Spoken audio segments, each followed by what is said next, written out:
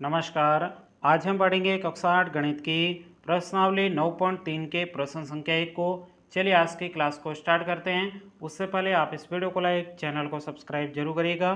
तो देखिएगा प्रश्न संख्या 1 में कहा जा रहा, आपको एक बेलनाकार टैंक दिया हुआ है, निम्नलिखित में से किस स्थिति में आप उसका पृष्ठीय क्षेत्रफल ज्ञात करेंगे और किस स्थिति में आपको आयतन ज्ञात करना है। तो ध्यान से देखो, आपको यहाँ पे 3 स्थितियां दी गई है और इसमें आपको बताना है किस स्थिति में इसका पृष्ठीय क्षेत्रफल निकालना है और किस स्थिति में आपको आयतन निकालना है। ये प्रश्न आपके बहुत ही ज़्यादा सरल है। सबसे पहले मैं आपको समझा देता हूँ कि किस स्थिति में आपको पृष्ठीय क्षेत्रफल निकालना है और किस स्थिति में आपके आयतन निकलता है। ये दो बातें मैं आपको शॉर्ट में समझा देता हूँ और उसके बाद में ये प्रश्न बहुत ही सरल है, इसको हम बहुत ही ईजिली से करेंगे। तो सबसे पहले हम समझ लेते हैं कहाँ पे पृष्ठीय क्षेत्रफल निकालना है और कहाँ पे आपको आयतन निकालना है। तो ध्यान से देखो, जब भी आपके पेंट करने के लिए कहा जाए, जैसे यहाँ पे कोई कमरा बना हुआ है, अब इस कमरे का आपको पेंट करने के लिए कहा जाए तो आपके क्या निकलेगा, पृष्ठीय क्षेत्रफल निकलेगा। और उसी प्रकार से यहाँ पे आपको एक बोतल दे रखी है, अब इस बोतल के अंदर कितना पानी आ सकता है तो आपके क्या निकलेगा, आयतन निकलेगा।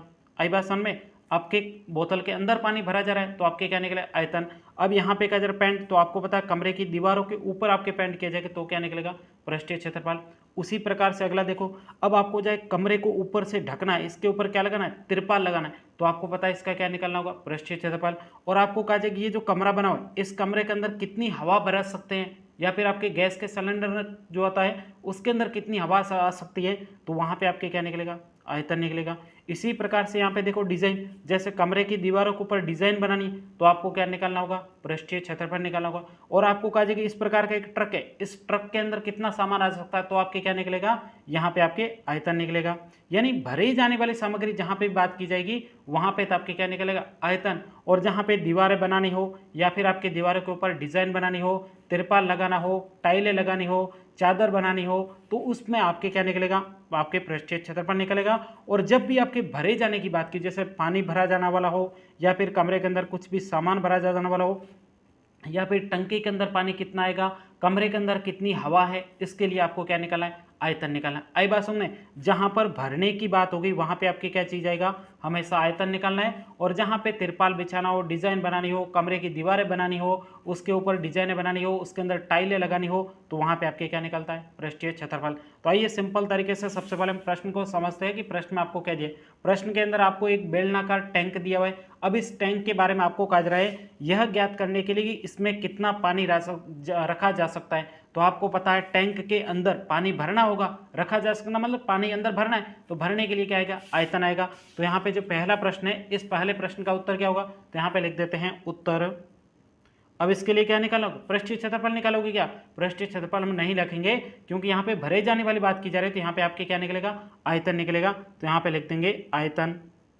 तो इस स्थिति में हम क्या करेंगे, इसका आयतन निकालेंगे। अब दूसरा प्रश्न क्या है, इसका प्लास्टर करने के लिए वांछित सीमेंट की बोरियों की संख्या।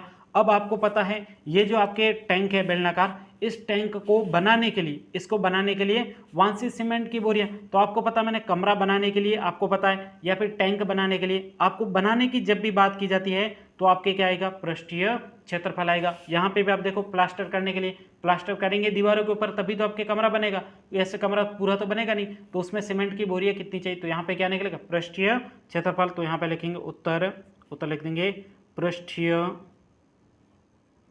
क्षेत्रफल। तो ये आपके बी का उत्तर हो गया।